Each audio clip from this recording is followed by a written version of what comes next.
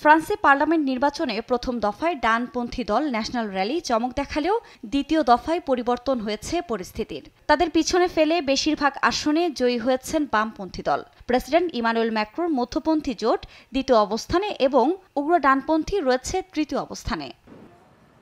ডানপন্থী দলটি নির্বাচনে জয়ের আশা করলেও তারা তৃতীয় স্থানে নেমে গেছে। আর ডানপন্থীরা সরকার গঠন করলে দেশটির অর্থনৈতিক ও বৈদেশিক নীতিতে বড় পরিবর্তন আসত। তবে তা না হয় উচ্ছ্বাসিত মিত্র দেশগুলো। এর মধ্য দিয়ে সবচেয়ে বাজে পরিস্থিতি অন্তত এড়ানো সম্ভব হয়েছে বলে মত তাদের। জার্মান চ্যান্সেলর ওলাফ শলজের মতে খারাপ পরিস্থিতি এড়ানো সম্ভব হয়েছে। এছাড়া দেশটিতে নির্বাচন নিয়ে বর্তমানে যা ঘটছে তা ইউরোপের জন্য চ্যালেঞ্জ বলেও মত তার।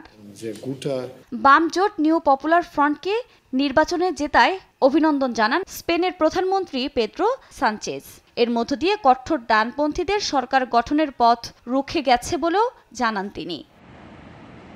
এদিকে নির্বাচনে কোনো দল একক সংখ্যাগরিষ্ঠতা না পাওয়ায় ঝুলন্ত পার্লামেন্ট পাচ্ছে ফ্রান্স। জোট গঠনে যা ইউরোপের জন্য উদ্বেগের কারণ হয়ে দাঁড়িয়েছে বলেও মনে করছেন অনেকে। রাজনৈতিক অস্থিতিশীলতার মধ্যে সরকার গঠনে সময় লাগবে বলে জানান গ্রিন পার্টি লিডার ম্যারিট টন্ডেলিয়ার। এটা সহজ হবে না, আরামদায়কও নয়, কিন্তু আপনি যখন গ্রিন পার্টির সদস্য বা আপনি যখন বাম দিকে থাকেন তখন আমরা জানি যে কিভাবে প্রতিকূলতার সাথে কাজ করতে হয়। দেশটির বর্তমান পরিস্থিতি নিয়ে উদ্বেগ সাধারণ মানুষও। এই অস্থিরতা খুব দ্রুত ঠিক হবে না বলে আশঙ্কা অনেকের। আমরা একটি দীর্ঘ সময়ের অস্থিরতার মুখোমুখি হচ্ছি।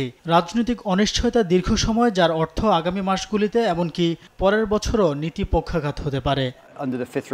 তবে মস্কো বলছে যে দলই ক্ষমতায় আসুক ফ্রান্সের সঙ্গে সম্পর্ক উন্নতির কোনো লক্ষণই দেখছে না তারা। আফরিন মৌ, নিউজ ডেস্ক, দেশ টিভি।